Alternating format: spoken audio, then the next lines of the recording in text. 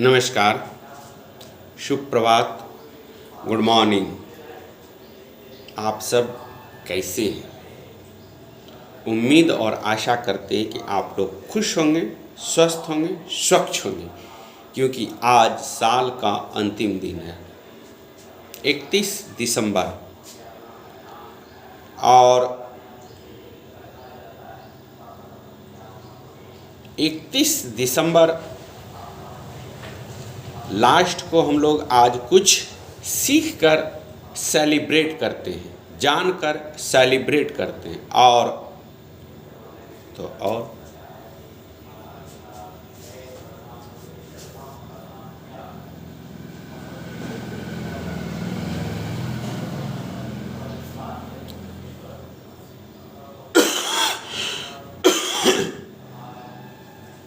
खांसी है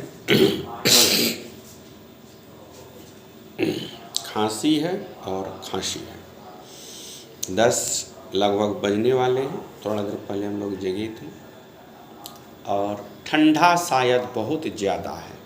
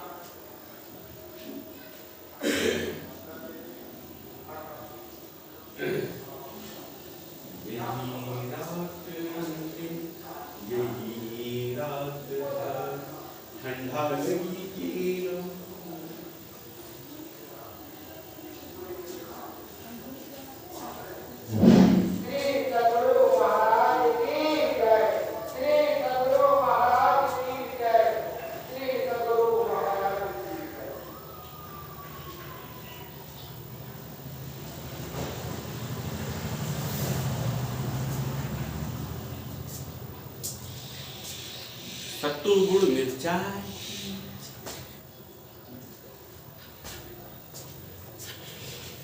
नमस्कार।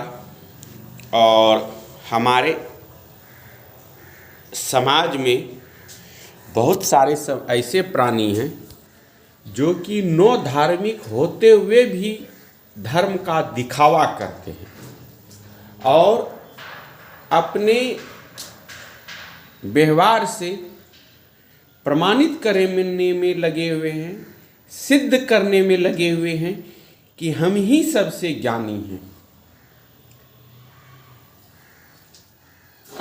जैसा कि हम सभी जानते हैं, यही रात अंतिम, यही रात भारी।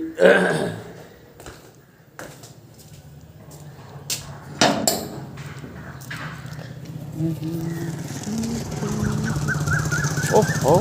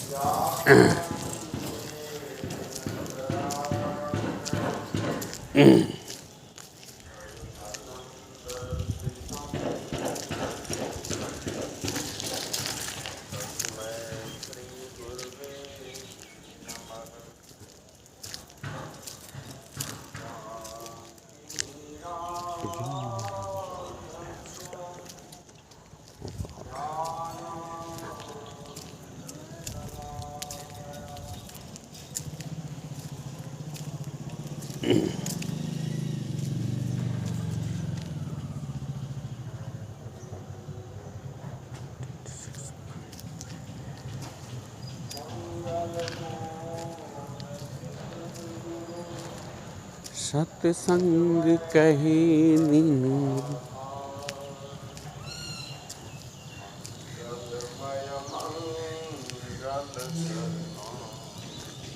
जो दायक।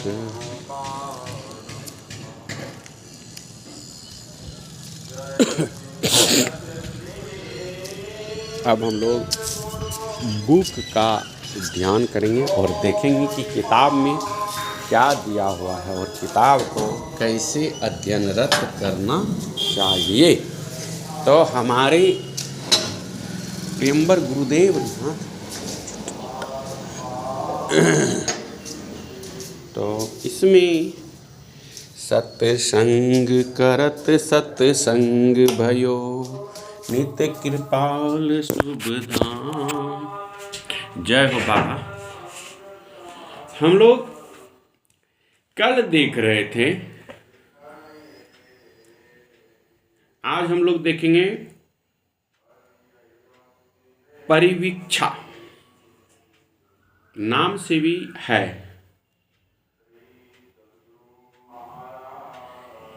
परिवीक्षा दंड का सुधारात्मक स्वरूप है। कैसे? तो ऐसे यह हम देख चुके हैं कि कई बार व्यक्ति नहीं चाहते हुए भी अपराध कर बैठता है। बात सत्य है। परिस्थितियां उसे अपराध कारित करने को विवश कर देती है। कैसे? तो ऐसे मामलों में व्यक्ति अपराध कारित कर लेने के पश्चात प्रायश्चित करने लगता है। उसमें सुधरने का भाव पैदा होता है। अतः इस प्रकार के व्यक्तियों को सुधरने का अवसर प्रदान किया जाना समुचित है। परिवीक्षा की अवधारणा इसी सिद्धांत में निहित है। सदरलैंड के अनुसार परिवीक्षा दोष सिद्धि घोषित किए गए अपराधी के दंड के निरीक्षण काल की वह अवस्था है। फिर से सुनिए परिभाषा। ठंडा लगे तो क्या करे, कंबल बीच बटवाए।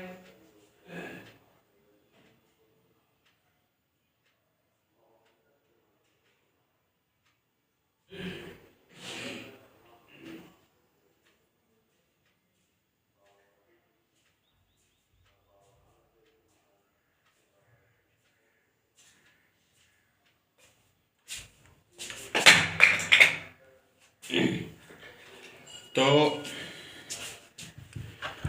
भड़क भड़क कर भड़क गए, भड़कत गए घनश्याम।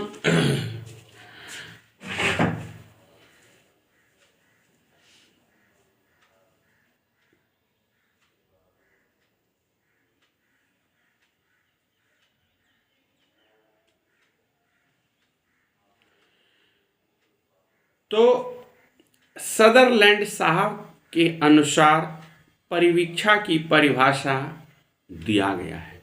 इसे ध्यानपूर्वक सुने और इसे समझने का प्रयास करें, क्योंकि आप जितनी अच्छी तरह से आप इसको समझ जाइएगा उतनी अच्छी तरह से आप किसी को समझा भी पाइएगा। इसके लिए आपको समझना बहुत जरूरी है।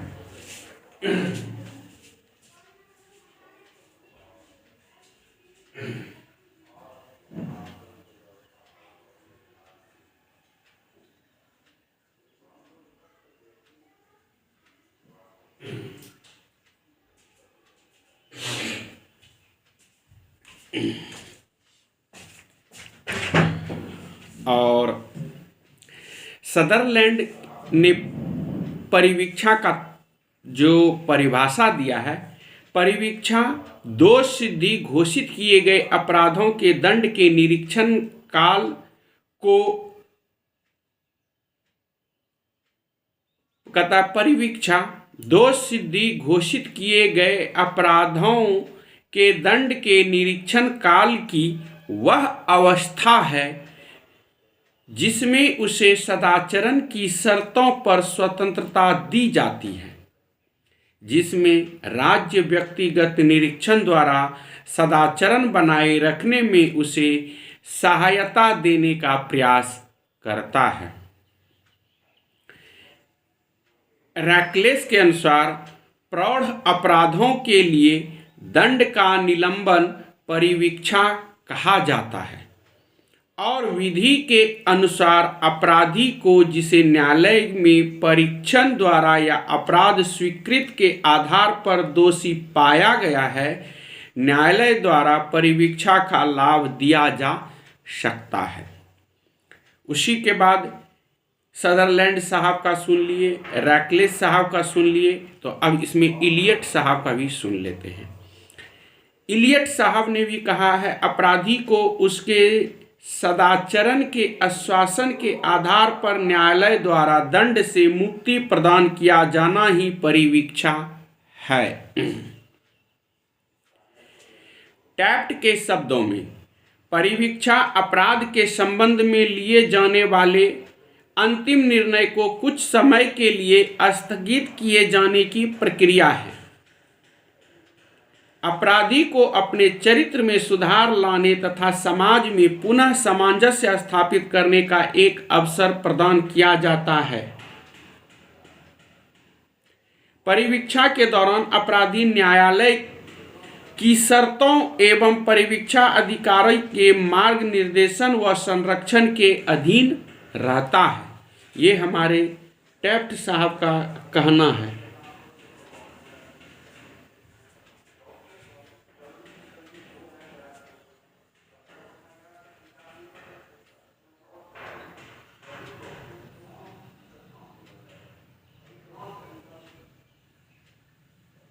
परिवीक्षा के आवश्यक तत्व को भी हम लोग देख लेंगे।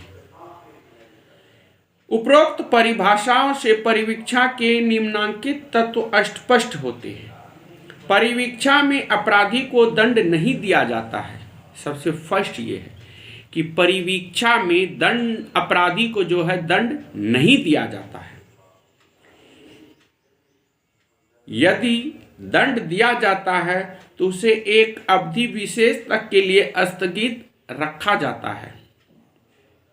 यदि अपराधी इस अवधि में पुनः अपराध की ओर उन्मुख होता है तो उसे दंडित किया जा सकता है। सामान्य सिद्धांत भी अलग है। परिवीक्षा का लाभ सामान्यतः निम्नलिखित दशाओं में दिया जा सकता है। परिवीक्षा का लाभ सामान्यतः निम्नांकित दशाओं में दिया जा सकता है। पहला है अपराध सामान्य प्रकृति का होने पर। अपराध मृत्यु दंड या आजीवन कारावास के दंड से दंडनीय नहीं होने पर। अपराधी के आदतन अपराधी नहीं होने पर। अपराधी के 21 वर्ष से कम की आयु का होने पर। ये परिवीक्षा का सिद्धांत सामान्य सिद्धांत है। उसके बाद जैसा कि हम लोग देखते हैं पैरोल देखते हैं। पैरोल क्या होता है उसके बारे में भी हम देख लें। वैसे हम बनाए हैं कि पैरोल को दंड तो नहीं कहा जा सकता, लेकिन यह एक सुधारात्मक व्यवस्था अवश्य है।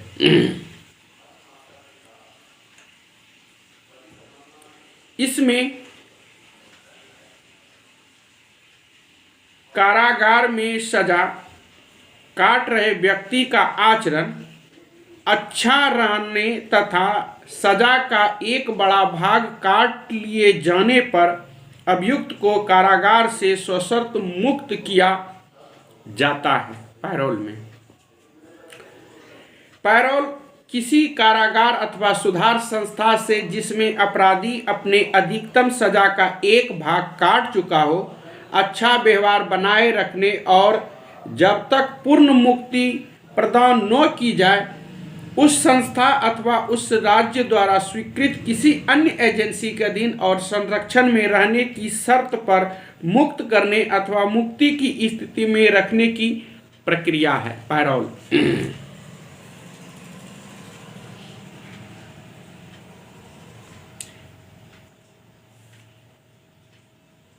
इलियट के अनुसार पैरोल से अभिप्राय है पैरोल अधिकारी की अनुशंसा पर अपराधी के कारागार या साधारण सुधारालय में से सजा की अवधि के पूर्ण होने से पूर्व की मुक्ति। अब हम लोग अगर देखेंगे गियार्डिनो के शब्दों में, पैरोल ऐसे व्यक्तियों की सशर्त मुक्ति की रीति है जो दंड या सुधार संस्थाओं में रखे गए हैं और न्यायालय द्वारा दिए गए दंड के कुछ भाग को भुगत चुके हैं। वॉर्न्स और टीटर्स के अनुसार पैरोल सशर्त मुक्ति का एक रूप है जो अपराधी को सजा का एक भाग काट चूकने के बाद प्रदान किया जाता है। पैरोल की उपरोक्त परिभाषाओं से इसके निम्नलिखित तत्व स्पष्ट है। पैरोल का लाभ उन व्यक्तियों को दिया जाता है जो कारागार या सुधारालय में सजा काट रहे होते हैं, जो सजा का एक बड़ा भाग काट चुके होते हैं, जिनका व्यवहार व आचरण अच्छा पाया जाता है और जिनमें प्रायश्चित एवं सुधार का भाव होता है, उसे ही पैरोल का सुविधा का लाभ दिया जाता है। दंड की अवधारणा, इसको भी देख लेते हैं।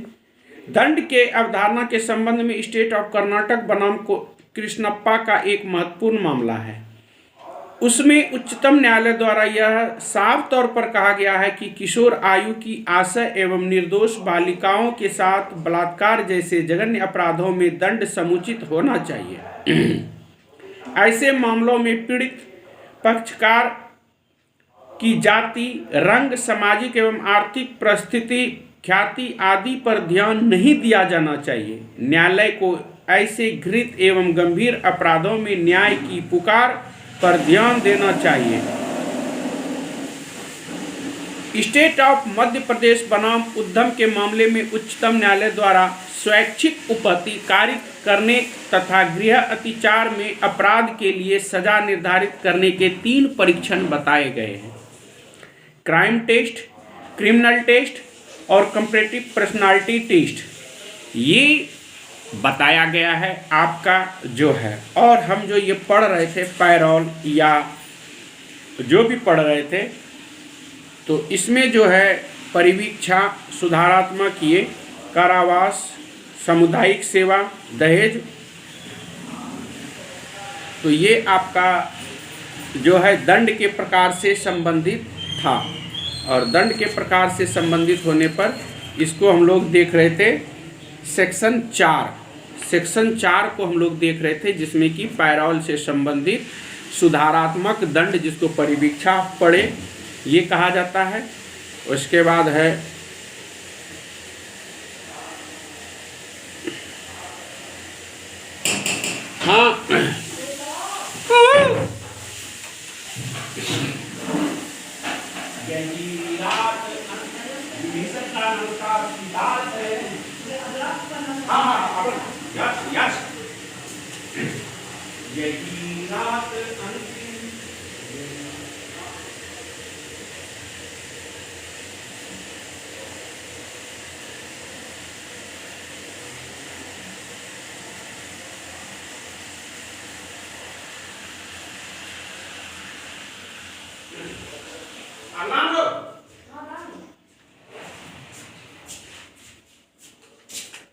हम मुंह धोए छी एबत नहाय नहीं आइयो लड़ी तो ही भगवान कुछ दिया धोए की सिलाई टैक्सी कुछ दिया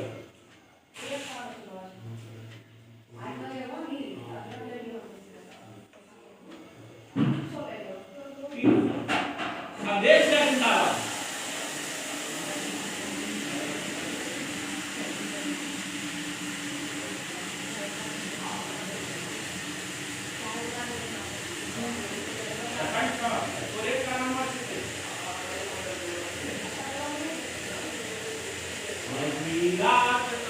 विभीषण का प्रणाम स्वीकार करें।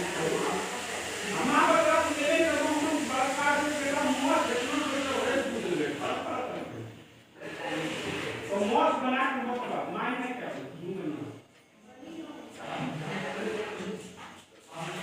हां दूसरा एक तो साथ में ना क्लियर तो नहीं करते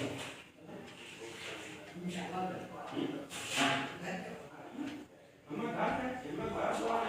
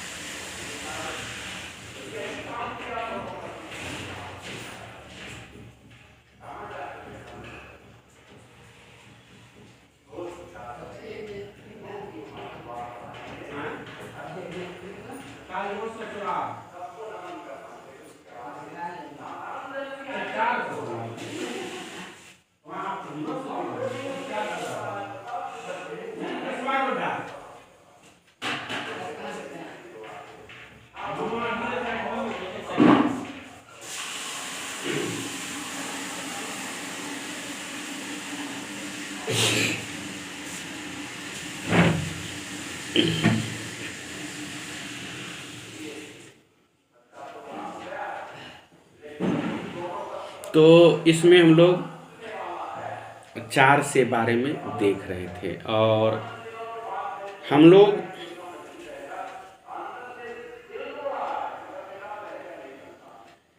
जो है इसमें देख रहे थे साधारण अतिदंड के अवधारण और स्टेट ऑफ मध्य प्रदेश बनाम उधम सिंह का देखे थे। इसमें बताया गया था कि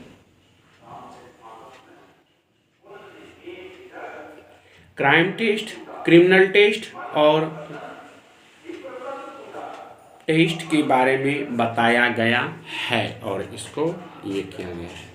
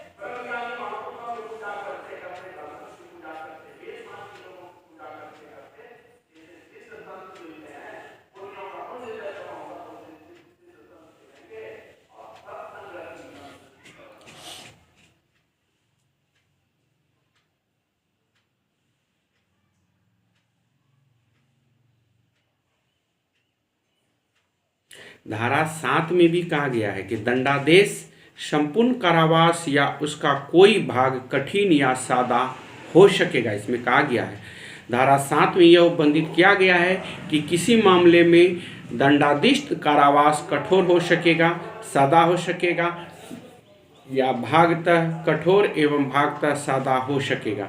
न्यायालय को कारावास के स्वरूप ही दंडादेश में निर्दिष्ट करना होगा। जुर्माने की रकम, जुर्माना आदि देने में व्यतिक्रम होने पर दायित्व, यह जहां वह राशि अभिव्यक्त नहीं की गई है कि कितना जुर्माना हो सकेगा, वहां जुर्माने की रकम का जिसके लिए अपराधी दायी है वह असीमित है किंतु अत्यधिक नहीं होगी। ये कहा गया है किसी अपराध का प्रत्येक मामले में जो कारावास के साथ जुर्माने से भी दंडनीय है, जिसमें अपराधी कारावास सहित या रहित जुर्माने से दंडादिष्ट हुआ है। उसके बाद कहता है जो कारावास के जुर्माने, ये सेक्शन 8 का है, 7 में दंडादेश कहा गया है। और उसके बाद हम लोग देखेंगे संचित दंड की विधि, ये सेक्शन 8 में है और हम लोग देखेंगे।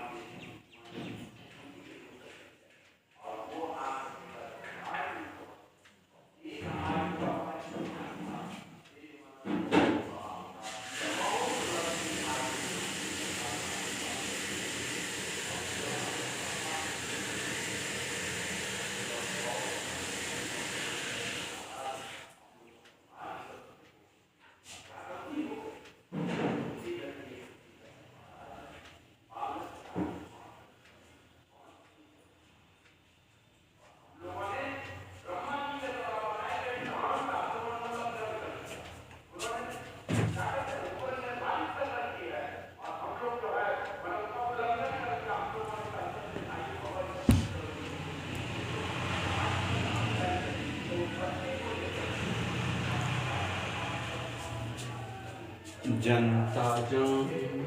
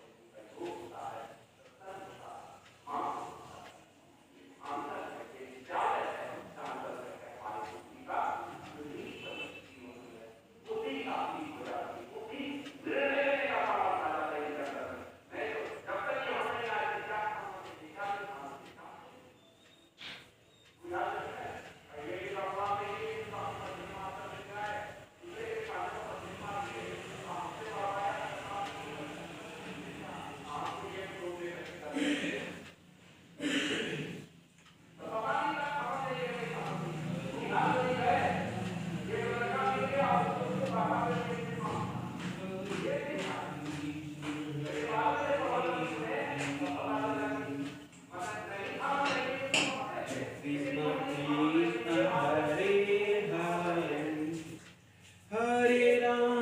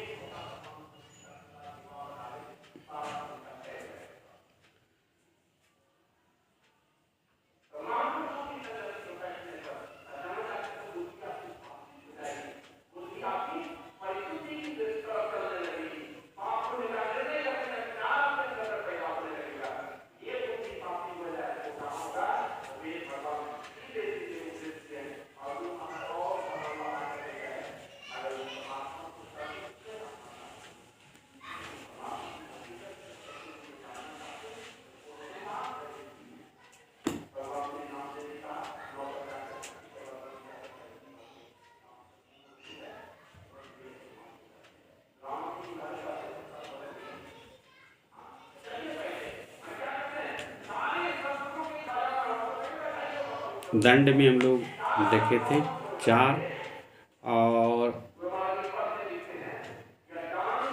हम लोग आज जो देख रहे थे 27 तक देखे थे, सेक्शन 27, और 27 के बाद 28 हम लोग नहीं देखे थे। तो 28 के बारे में हम लोग फिर बात करेंगे कि 28 क्या है।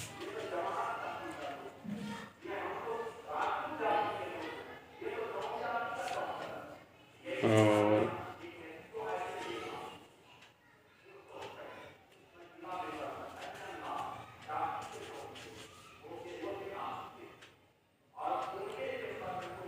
सेक्शन 28 में देखे थे सम्मति, जिसके संबंध में यह ज्ञात हो कि वह भय या भ्रम के अधीन दी गई है। कई सम्मति ऐसी सम्मति नहीं है जैसे इस संहिता के किसी धारा में आश्रित है।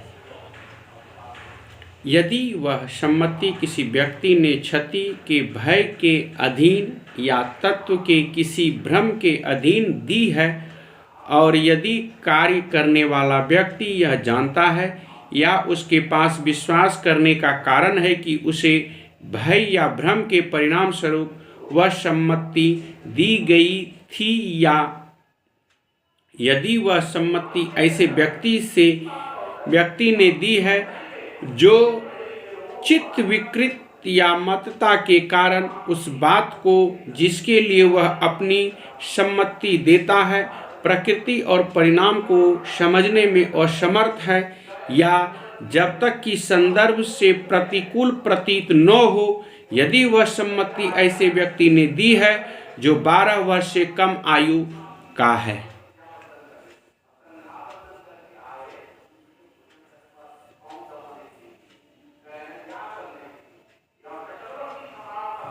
उसके बाद हम लोग देखते हैं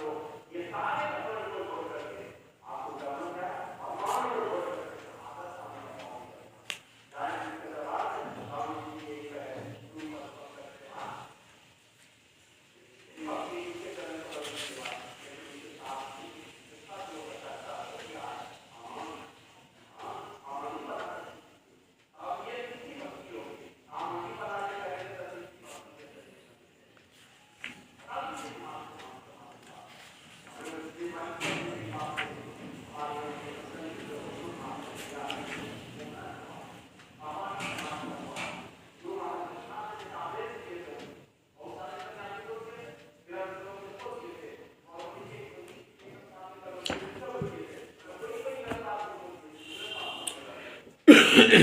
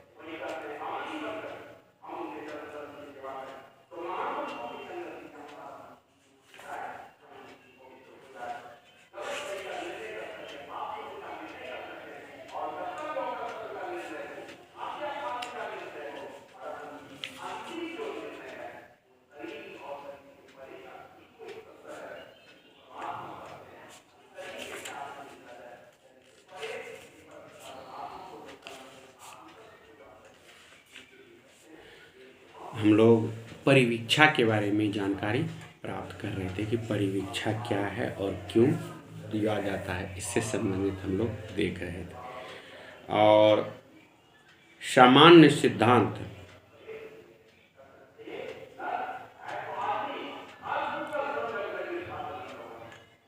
को इसमें बताया गया है।